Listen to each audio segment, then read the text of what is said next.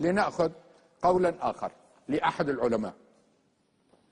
الآن العلامة ربيع بن هادي المدخلي أيضا بالصوت ألف كتابا وقال كلاما عنوانه الردع المنصور على عدنان عرعور.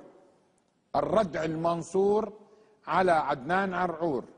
وآخر بصوت آخر انقضاض الشهب السلفية على أوكار عدنان الخلفية. الردع المنصور على عدنان عرعور، احفظوه اكتبوه للشيخ العلامة ربيع بن هادي المدخلي. الردع المنصور على عدنان عرعور وانقضاض الشهب السلفية على أوكار عدنان الخلفية.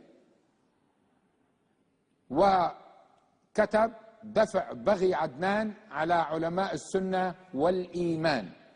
دفع بغي عدنان على علماء السنة والإيمان.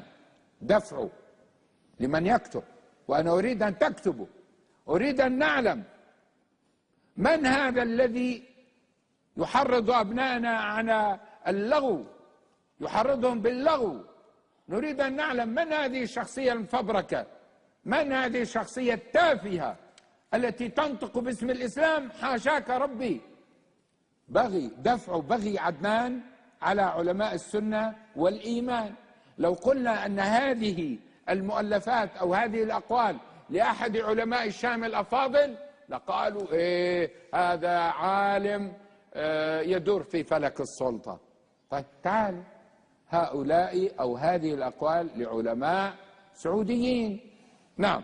لاحظوا أيضا عندي كلام للشيخ أبي عبد الباري عبد الحميد بن أحمد العربي الجزائري. هذا في الجزائر طبعا. وقفات منهجية في الذب عن السلفية، حوار مع عدنان عرعور لكشف تلبيساته وتدليساته في مفاهيمه المغلوطة.